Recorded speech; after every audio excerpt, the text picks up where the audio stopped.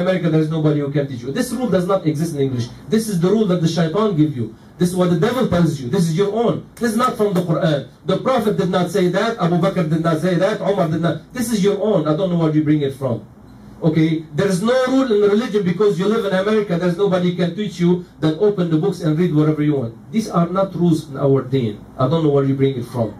The Prophet ﷺ, he told Abu Dharr, the second part of the hadith, then if you go acquire one chapter of knowledge, one chapter, you know, right now we sit between the Maghrib and Isha every Wednesday. It could be less than that. You sit down, for example, 15 minutes. We learn what are the matters that invalidate the wudu. I'm not doubting that you don't know that, okay? But when I test the children, you know what I ask them, said how many matters invalidate the wudu? I don't want the details, I want the number. Because if they know the number, they know the answer. I need to know how many. How many matter invalidates the wudu? If they know the number, they know the answer. Because Allah Ta'ala ordered us to put effort to acquire this knowledge. Something we know, alhamdulillah, we have reviewed. Something we don't know, we have learned. Something we misunderstood, we correct. But at all rates, whether you know the information or not, by sitting in the session of knowledge, you have acquired the reward more than if you pray 1,000 rak'ah. 1,000, imagine. If Ramadan is 30 days and every day you pay 20, if you are good in algebra, 20 by 30 is 600. The whole Ramadan, you acquired 600. In one session of knowledge, not in Ramadan, regular days, you acquire 600 rak'ah. You know, bless Imam Rabil, he has been reminding you to come to the lessons every Wednesday because there's great benefit, there's great reward. I cannot describe for you how much it is important to come, especially now that the month of Ramadan is coming. You know, then we can do special arrangement during the day because at night there will be Taraweeh prayer. Somebody want to recite the Quran, I'm available during the day, I'm available afternoon, but put effort. If you take every day one ayah, only one ayah every day, then because in Ramadan, remember, the deeds multiply to 10,000, maybe 200,000. So if in a regular day one ayah, you acquire 100 rak'ah. Imagine in Ramadan how much is multiplied.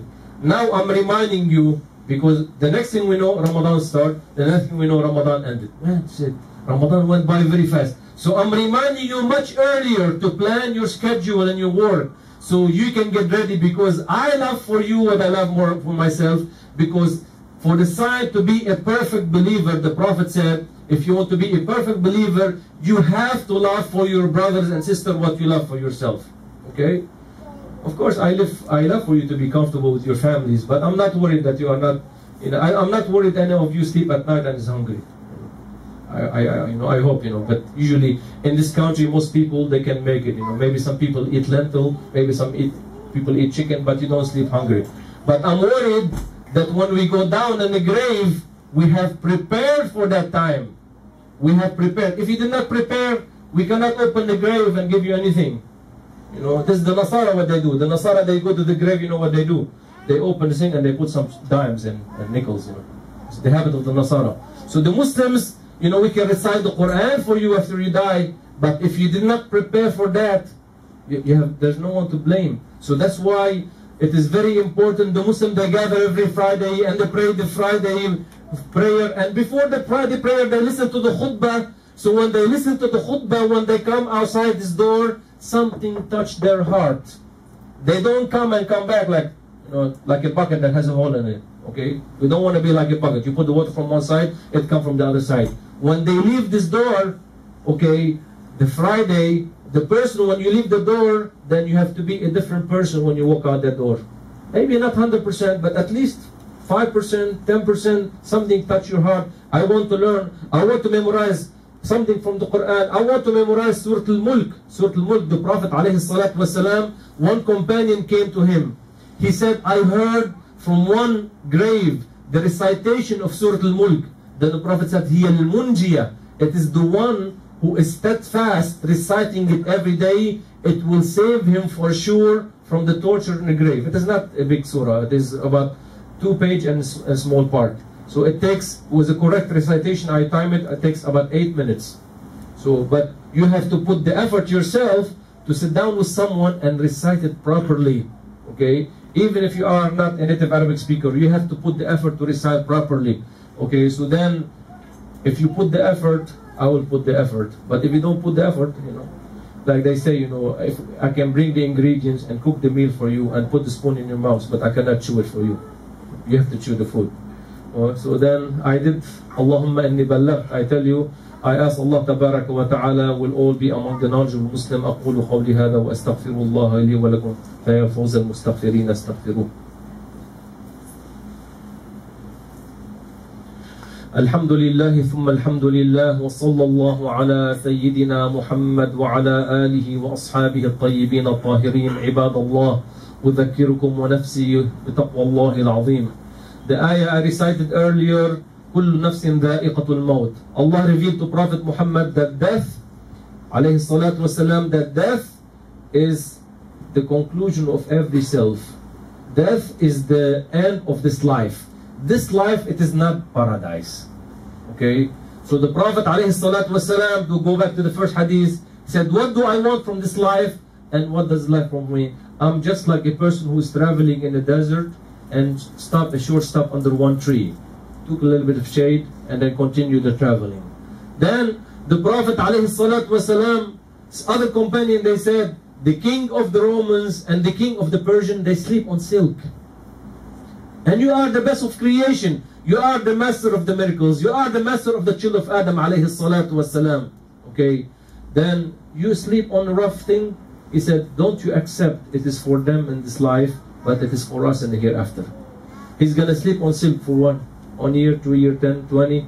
Pharaoh lived 400 years. And then he died. It did not do him any good. The dominion, the kingdom, the money, the power. He did not do it. He did not believe in Prophet Musa. A prophet was sent to him, showed him miracles, he did not believe. He's among the losers in heaven. فَمَنْ زُحْزِحَ عَنِ النَّارِ وَأُدْخِلَ الْجَنَّةَ فَقَدْ فَازَ. The person who is saved from hellfire and enter paradise, this is the winner. This is the winner. Not the winner who keep adding digits on his bank account. Okay. The winner, the one who is in the hereafter. The day who is in the hereafter. The person on the day of judgment who fly on a sirat. People who fly on a bridge extending over hellfire to paradise, some people fly over it because of their piety, not because of their strong muscles. What makes people fly over as-sirat is piety, fearing Allah. Okay? لَيْسَ الشَّدِيدُ مَنْ غَلَبَ النَّاسِ. It is not the strong one who defeat people. The strong one is the one who can control his anger. The strong one is to fear Allah tabaraka wa ta'ala. He do what Allah order. He prays, you know, he prayed the prayers on time. He implement the rules of the religion. يُؤَدِّي الْوَاجِبَاتِ وَيَجْتَنِبُ الْمُحَرَّمَاتِ. This is the piety. To do the obligations the way Allah ordered. Not the way convenient for your business, the way convenient for your life, the way convenient for the place where you live, the way convenient for the weather where you are. No. The way that agrees with the rules of the religion. You do the obligation. You pray the way Allah ordered you to pray. And you refrain from all the sins. You learn what's haram. You learn what are the sins of the heart. You learn what are the sins of the eye. You learn what are the sins of the tongue. You learn what are the sins you can avoid them. Because if you don't know what these sins are, most likely, yes, you are falling into one of them. Okay. What is al-yaminul kadhiba? It is from the sins of the tongue. What is al-yaminul ghamus? Okay. What is al-ghulul? It is from the sins of the body. These details, it will be very hard to give all this information in 30 minutes khutbah. So that's why, inshallah, we urge you before Ramadan and after Ramadan to keep attending the Wednesday lesson. Even if you live far, put the effort, and the reward is a lot. Because the only way you reach piety if you do what Allah ordered you to do and you refrain from the sins. This is what piety is. التقوى هي آداء الواجبات واجتناب المحرمات. Okay?